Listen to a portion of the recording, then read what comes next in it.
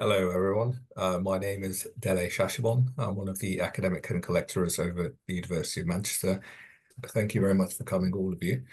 And this is the Gateway to Translation session, which, as you know, we run with the University of Manchester and the University of Cambridge as a joint operation. And the talk today is by Alistair Williamson, and he runs Lucid Innovations, a company which is based out of Manchester Science Park. Who am I? So I'm chairing this session. My name is Dele Sasegsbon, like I said before. I'm one of the gastroenterology academic clinical lecturers at the University of Manchester. Predominantly, I work over at Salford Royal Hospital, which is where the neurophysiology labs are kept at the University of Manchester. And my areas of research are swallowing and complex nutrition. I don't know if you know this, but the largest intestinal failure unit in Europe, and actually the best performing unit in the world, is based at Salford Royal Hospital as well, the Salford Intestinal Failure Unit. So in more detail, my research touches on novel treatments for dysphagia. That includes something called repetitive transcranial magnetic stimulation, RTMS, TDCS, transcranial direct current stimulation, and PES, pharyngeal electrical stimulation, a technique which was invented in Manchester. And in fact, many of these techniques have been pioneered in Manchester. I also do some nutrition work regarding the complex assessment of sarcopenia. Next slide, please. And just coming to the end of my bit, what you may not know is that from the Manchester Dysphagia Group, of which I'm a part, 2 companies have been spun out so far. The first one being Phogenesis, which was spun out to manufacture pharyngeal electrical stimulation, PES, which in actual fact was a technique developed during the PhD of Professor Hamdi, my supervisor, and Anosys, which has recently been spun out and deals with the assessment of anorectal function. So that's basically it for me. And now moving on. So we have, to give our main talk, Alistair Williamson, who, as I said before, is Managing Director at Lucid Innovation, based at Manchester Science Park. He co-founded Lucid in 2002, and since then has built a large team of specialists who deal with developing physical and digital products for regulated medical security and safety markets. And for over 20 years, Lucid has helped organizations imagine, design, and make award-winning devices, especially for medical devices, wellness, safety, and security systems. So that's enough of me. Now onto the main talk. Alistair, off to you. Thank you, Dele, and thank you everybody for joining us. And I'm shocked that so many people have joined us when the alternative could be probably the pub or going Christmas shopping. But thank you very much. So it feels almost like a retirement speech, doesn't it? 30 years exploiting innovation opportunities that are rooted in research, but I have, and my business has done some amazing work with academics and clinicians over the years, and we'll run through some of it. And I'm just going to dump on you a few of the lessons that have been learned in this period. So there's a few key factors that we've noticed over the years in translating academic research into successful medical devices. And that's what we basically focus on, medical devices. And it's fit. Are you having some sound difficulties? It's fit to people's needs, to care pathways and reimbursement. And that's sometimes a shock to academics because we've been obsessed with technology. Your PhD is probably very focused on technology for quite a long period, but people don't care about that unless it gets useful stuff done. The next key factor is probably regulation. And regulation has become more and more critical to deciding whether to start a development or not. In many cases, there are some great ideas out there, but because of the regulatory environment that exists, it's just too costly or too difficult to enter those markets. You've got to think about that right up front if you're thinking about spinning out or licensing a technology. Another factor we come across is where could this lead to in new research opportunities? Because both the examples that Dele just showed us for Genesis and Analysis have actually gone into the market and spun out new opportunities that we didn't realize in the first place. So the opportunity to gather data, new data that never would have been gathered before, is good. So as Dele said, we do three things. We help people imagine, we help people design, and we help people make. And we're focused on basically where digital and physical connect. And that's very much the direction of travel of most medical devices, collecting and analyzing digital data from physical sensors, probably. We're focused very much on people, and very much on will ideas work. So we've done a lot of work with various NHS trusts, looking at areas that Dele touched on nutrition. But when we're looking with trusts and clinicians, it's always about what's the benefit? What's the benefit for the trust? What's the benefit for the health service? So if your research aligns to, say, accelerating recovery, that's likely to be more successful. It's finding these areas that are successful that matters. We're looking at areas of major interest to grant funders. So things like prolonging patient quality of life maybe be more important to some funders, particularly charities, than actually prolonging life. This is an example for a spin-out company from the University of Manchester called QV Bioelectronics. So they're looking at implantable systems for glioblastoma, one of the most severe forms of brain cancer. Very early stage, this work, and what our work did was basically enable that company to raise a large amount of grant and investment finance. So here we're communicating people's ideas in a very visual and physical way. You might have all the stats in the world to back up what matters, but what really matters to an investor is to be able to understand, to communicate what the essence of an idea or a problem or an opportunity is. And models are fantastic at that. Making something that you can put in your hands and demonstrate concepts is always really, really useful. And we're making products in a highly regulated field. It often comes to a surprise to some of the academic innovators that we're involved with that it's not just the product that is regulated, it is the business that makes the product, or the business that supplies the product has to go through accreditations and regulation and audit to various standards on a regular basis. So you're quite limited sometimes in what you can do. So as Dele touched on earlier, we're just starting to manufacture devices which came out of some of Professor Hanby's research many, many years ago.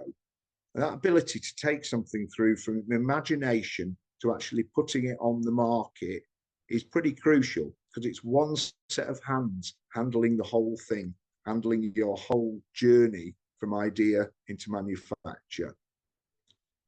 And this is always a partnership. We don't take over projects from anybody. And this will be an example here.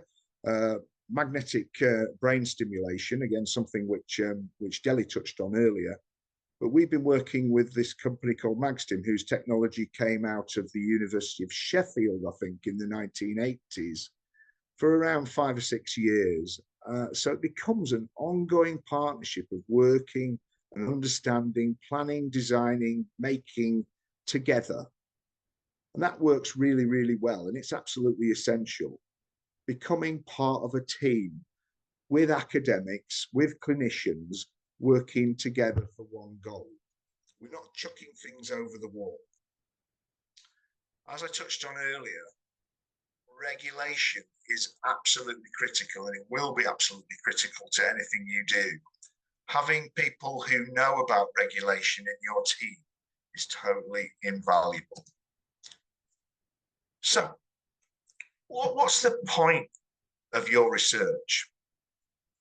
What are we trying to achieve in your research? We touched on publication, patents, grants, which are often all, academic and technology transfer, KPIs.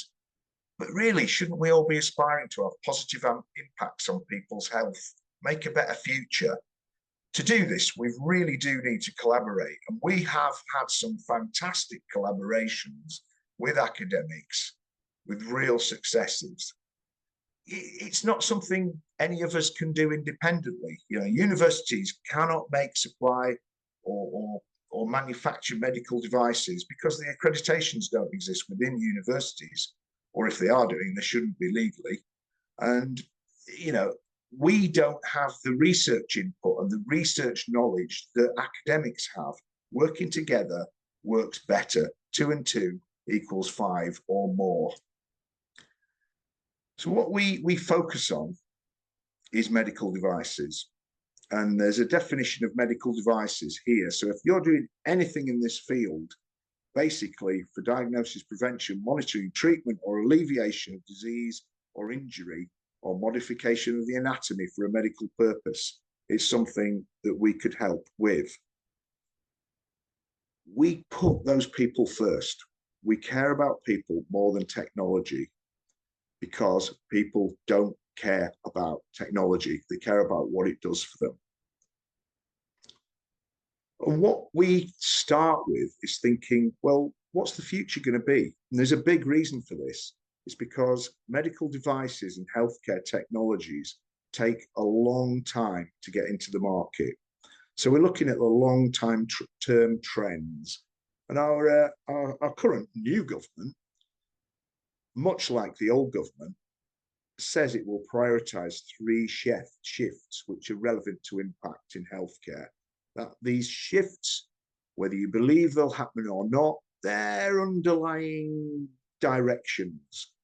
So if your research leads you to think that you can take something out of hospital, out of specialism, into the community, if your research allows you to think, well, I could be turning something that's analog or manual into something that has digital outputs, and if your research goes towards prevention, it's probably more attractive to grant funders. It's probably more attractive to investors, whether they be venture capitalists or angels, because we know that that's the future. So it should be easy, shouldn't it, this? If you've got ideas that fit, it should be quick. Well, it ain't. Here's Professor Hamby, who we talked about earlier, and back in 2005, he noted opportunities for preventive interventions with patients that had had multiple engagements with other healthcare professionals, typically a kind of 5 to 7 year pathway before they got to see a specialist. And his thought was basically, what I'm doing here in my tertiary centre, my specialist hospital, surely we can put these tools into the hands of nurses on the front line in community specialisms, bladder and bowel professionals. Surely that would be better than having patients go through long care pathways. So he had an idea for a kind of multiple diagnostic and potential therapy device for anorectal disorders back in 2005.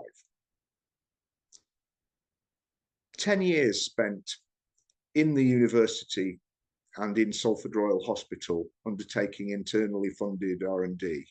Maybe a bit of a message there, maybe should have got this out of academia a bit sooner, but then it's taken, nearly 10 years once that happened. And what basically happened here is that the technology transfer officers within the University of Manchester Innovation Factory, as it's called now, realized that this idea was great, but it really wasn't getting very far with the skills and the experience within the university. So they funded us at Lucid to do a little bit of work, and we were able to access some different kinds of funding to fund a lot more work externally. And you'll find this, that there are grants and there are funding opportunities which are available to collaborations with small and medium-sized businesses, or solely to small and medium-sized businesses, which are not available in academia. So sometimes there's opportunities to look in different areas to fund your research. And we ended up funding some research within the university over these 10 years and have eventually developed the device you see behind you, which you can imagine where that goes.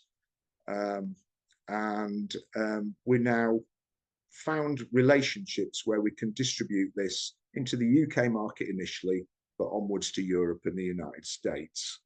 So it's, you know, an idea. The technology wasn't developed within the university, but the idea came from academia. The idea came from opportunities that were spotted in research.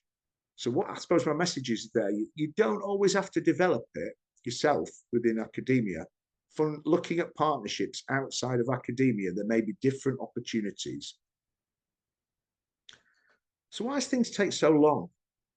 Because if you looked at the other example that Dele gave earlier for Genesis, it's a similar time frame, 10 to 20 years from spotting an opportunity in research to getting a product into the market and having impact on patients and healthcare organizations. Well, as I said earlier, some universities tend to hold on a bit too long, keep things internally, but the real reason is it takes a long time, a lot of trust, because you need all sorts of partners involved, and more money than you could ever imagine. And that spending that money wisely involves planning. So you need people involved who've really done it before.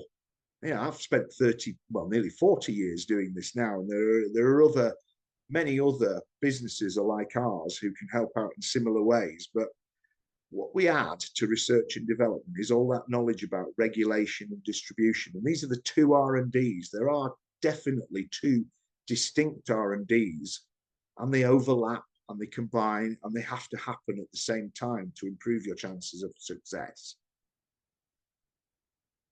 And there are real challenges, because we're talking about, 10 to 20 years before anyone's made a penny. So within many universities, one of the KPIs of the Technology Transfer Office will be spin-outs. And there's quite a lot of criticism about this, because if you're looking at medical devices and that business has got to last 10 or 20 years before it's made any money, is that really going to happen? And for many businesses, it's not, because you're going to eat through a lot of cash. Your funding opportunities are going to be very limited because of that long time. And you'll come up against arguments like venture capitalists are seeking a return on investment, 10 times in 5 to 7 years. Well, you're not going to achieve that in medical devices, just not possible. So this is why I always advocate, and the examples of success are where that opportunity or IP that came from research is collaboratively exploited. It could be a licensing opportunity into a small business that is already in that area. It could be licensing the IP for development by a larger organization. If you've got collaboration going on, you've got more chance of success. Some of the grant competitions that are available to collaborations are fantastic. And the benefits of winning grant awards, which are available to SMEs, are this kind of validation of need, because they'll basically make you write a full business plan before you can have any opportunity. There are many out there. It's something we're very familiar with, and other kind of small business development agencies are very familiar with. But just like academic grants, success rate is low. So you've got to be really aware of fit.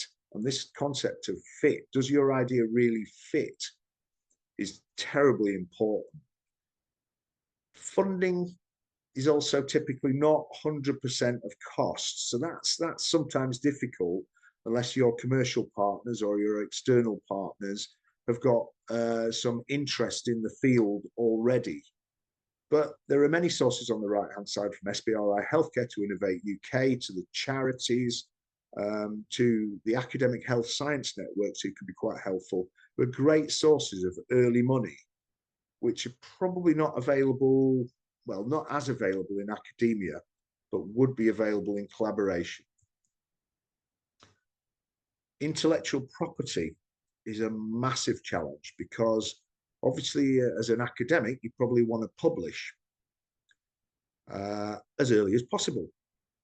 Now, that's can be a real kind of cleft stick problem, because if you publish early and we've got a 20-year lead time to revenue, your patent could be worthless. It could have expired by the time we're actually making any money. So your competitors just swoop in and take all the rewards.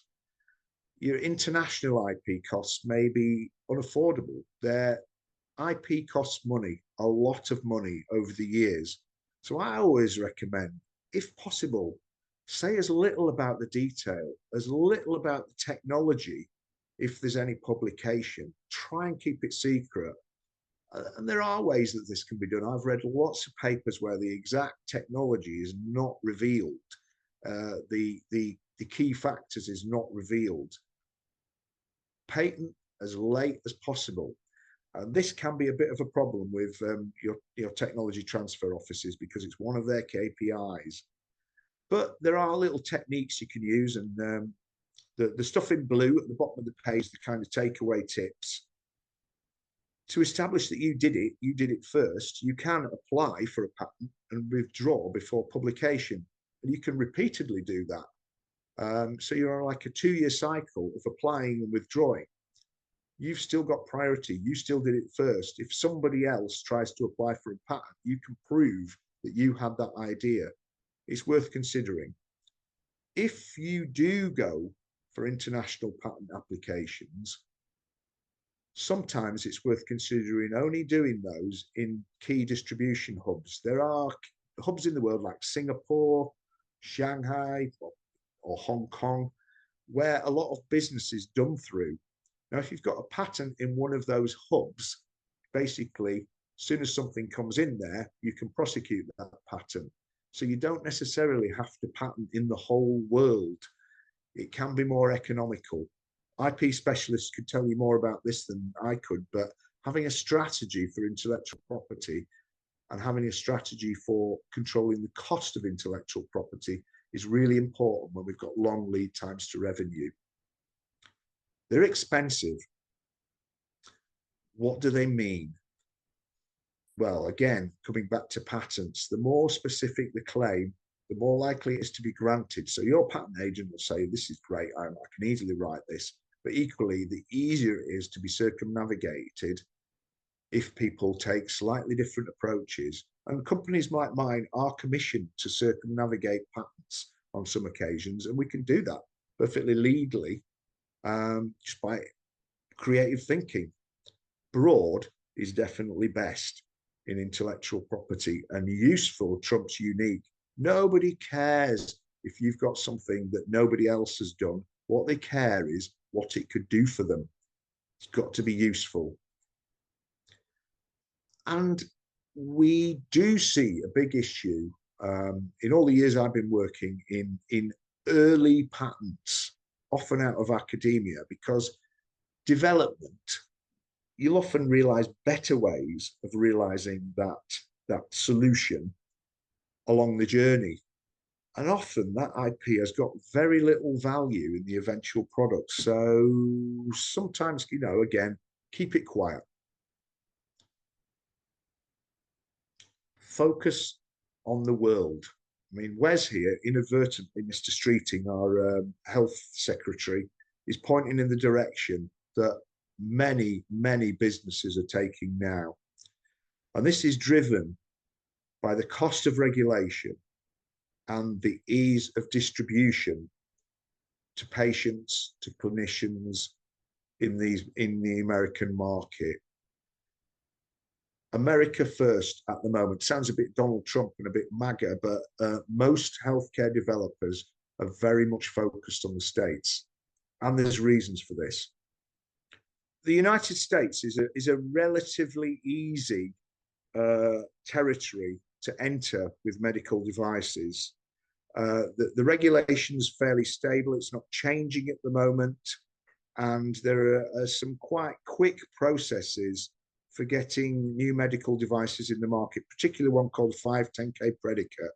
A 510K predicate is available where something similar or broadly similar exists already in the States.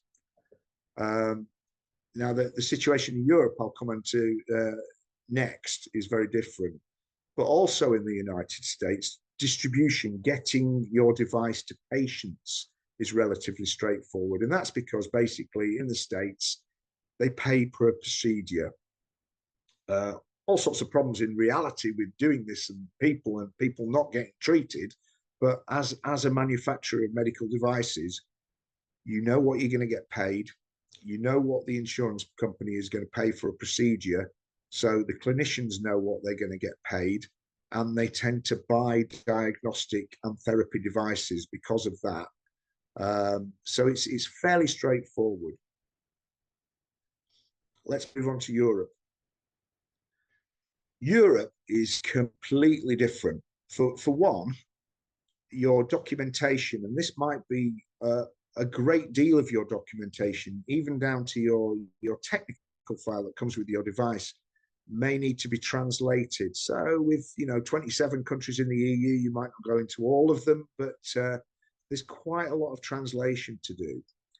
And the rules are not really related to risk of harm. And there are high ongoing audit costs and preliminary and ongoing audit costs. And these are particularly affect software. And much of what is going on in medical device development obviously involves software. So it's a very expensive place to do business. There are also restrictions on what you can do with some of the kind of major research areas, such as nanostructures. And basically what's happened is that the European Union has decided that, or certain people within the European Union have decided that things we don't understand and things that have got less precedent, i.e. graphene or nanostructure, should go into higher classifications, what are called classifications of medical device. And that means they will require much higher audit evidence. And we pay for the audit evidence. The manufacturer pays, and the manufacturer pays a considerable amount. There are also changing processes, and some of the processes that have been put in place have been delayed. So there's uncertainty about, exactly when and what will be required. And within the European Union, there are different healthcare systems in each country. So you've got an area with about the population of the United States, but it is actually 20, 30 different territories that you've got to think about. That's challenging. That's why healthcare manufacturers are tending to go towards America first and Europe second. And what about the UK? Well, we have our own regulatory system. In the UK, we accept CE marked products which are acceptable in Europe, but we also have a slightly different system. And there are some advantages to this system in that it is easier to introduce products involving software or nanostructures and some of the more contemporary research areas. So there's something going for us, but we're a tiny market. And our regulation is subject to review and change. So that forward planning is quite difficult. The NHS is very challenging. Many NHS organisations are on what's called block contracts. So they've been contracted, but maybe 5 years ago to deliver a certain set of services in a certain way. So actually innovating or doing anything different is difficult because you may have to wait for the change of contract. But there are advantages, and for example, in the Anesys product that we talked about earlier, developed with Prof. Hamby, we've chosen to go UKCA first for good reasons. one thing you should never do in your plans is to say, I'm going to sell to the NHS, because there isn't one. There simply isn't. The NHS is a kind of loosely affiliated federation of hundreds of different organizations. So we can't sell to the NHS our brilliant idea. What we have to do is approach the many different trusts and the funding bodies which fund those trusts. And that's kind of difficult, isn't it, as a small startup organization, because all your time is going to be spent in R&D, not really thinking about sales. So what we often advocate is, well, pick a few, get a foot in the door, make friends with well-placed influencers, make friends with a professor who's got influence, who's speaking at events and meetings where, you know, you're going to get heard, where your ideas are going to come across and kind of grow incrementally. Not too many, not too soon, because we've said already that, you know, it may take 10, 20 years. And that kind of influence is certainly because you think about the friends I want to make are not too close to retirement, because they may have gone by the time I get there. We've got to maintain their interest. But what is really, really, really critical to success is get somebody in your collaboration who's already selling to the NHS, already selling within Europe, already selling within the United States. Make friends with people who've got boots on the ground. And there are differences in who this is. In medical devices, there are often distributors who buy in products and sell it on. If you can find one of those who's already in your market, say a specialist in, I don't know, gynecology, or a specialist in surgical products, or whatever it is, they're a good partner to have. In diagnostics, that's a different situation. Partnering with big pharma is probably the way ahead, because they've got drugs that your product could promote. So it's horses for courses, and finding these organizations and people, it can be difficult, but the more friends you make, the more collaboration you've got going on, the more clear that is to happen. So it's a bit about making friends. Planning and project management will be more critical to your success than anything else. You need business skills, know-how, and experience on your team, and that often does not exist in academia. So again, making friends. This is the kind of stuff I do on a day-to-day basis, and there are many others who do the same. Planning, we know what's coming, we know what the problems are that are going to face us in the future. And they're difficult because things change. The law changes. Everything changes. You know, we get problems with different priorities within health services. We get COVID, we get all sorts of other things hitting us. There never should be one plan. We need options so that we can survive all sorts of problems. The more friends you have, the more knowledgeable they are, the more agile they are, the more they challenge you, the more your chances of success are. And those friends don't have to be intellectual. They don't have to be field marshals. They can be hard men, you know, because we find people who've got no qualifications, but are fantastic at speaking to people, are fantastic at persuasion, are fantastic at sales, are fantastic at digging out information, brilliant at it, brilliant at dealing with the problems when plans go wrong. You've got to plan to flex and change. Key to success is fit. And all healthcare organizations have got pathways. All healthcare organizations have got kind of capital budgets. Find out what they are, what's relevant to your idea, what really is relevant to patients, carers, and healthcare professionals who might use whatever your idea is. And there are some really practical things that you need to think about. You know, for example, within the NHS, there's a capex ceiling. If your product costs less than £5,000, It doesn't have to go through a tender process. So that makes it easier to introduce products into the market. It makes it easier to innovate. Now, that could be quite a difficult target to meet, but for some products, you know, some products I've seen priced at 6,000 quid, and I'm thinking, well, that's crazy. Why have you done that? Could you just knock it down slightly? Other little factors that are useful to know is that in the NHS, sales are very seasonal and they depend on the year end. So now is a great time to be introducing product into the NHS, getting orders and getting sales, because people have bits of budget left over and they can spend it. If they don't spend it, they won't get it next year. So there's almost an incentive. Springtime is a terrible time to be selling into the NHS. And it's like this with many other organizations. Fit is the key. And fit makes things easy. If you have to change the way that people are treated, it's very, very difficult to do. So sometimes it's better to change your ideas to fit and kind of compromise than forge ahead with the best technical solution.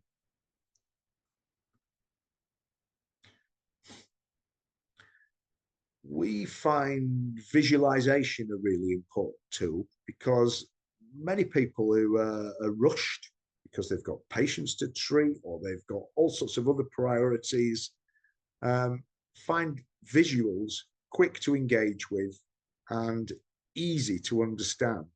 So we'll often visualize where you could be, where you are now, help communicate benefits and opportunities, and visualize where the opportunities are to collect data or where problems are going to occur in just little maps or little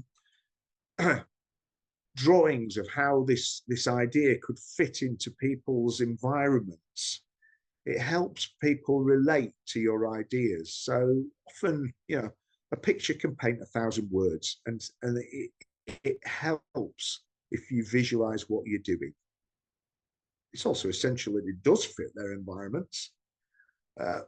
We engage people with different levels of visualization, because if you show people something that's very finished, they often won't feed back and they won't contribute ideas because they think it's finished. They think there's nothing that they can contribute. Often, if you present a little sketch, like the sketches on the left-hand side, people will contribute. People will start sketching on top of your sketch pad and giving you new ideas or new inspiration or things that they'd never thought of before. But prototypes are the key. If you've got an idea, the best thing to do possible is get that into something physical or get that into a prototype app as early as possible, because people will provide you with feedback, informed insight that can save a fortune and also make you realize things that you never would have realized before. And this is what we spend the majority of our time doing, developing iterative prototypes of ideas and improving and improving and improving with people's feedback. So there's four little kind of ways that we judge whether an idea is good, bad, indifferent, or choose between ideas. And it's really simple. You know, ask yourself the question, is this really the easiest way to do it? Is it the simplest way? And if it isn't, you really need to rethink, because if it's not the simplest way to do it, if somebody else will come along and do something better, something simpler than you've just done. Is it offering real advantages? What are the benefits over the alternatives? Is it feasible? You know, can I deliver it at the right time, the right quality, and the right price? And then last of all, can I make a sufficient return on investment? Will my patent last for long enough? Are there other ways to protect my device? And in medical devices, there is one advantage in a highly regulated market. There's a big disincentive to enter that market because it's so costly, because the regulation costs so much to comply with. So in a way, in medical devices, there are two forms of intellectual property, one being your regulation, having passed that, and the other being patents and the normal forms of IP. But we use this at every stage of every project, just looking at SAFE. If we satisfy each of those, we know we're probably going in the right direction. Keep your life simple. Stick to what you know and assemble around you a team with multidisciplinary know-how. You can move much, much faster than if you've got a herd of specialists. It really, really, really helps. So I think I've said enough. I think I need to shut up and let the questions commence if there are any. Thank you very much for the talk. It was fantastic. I'll just stop this.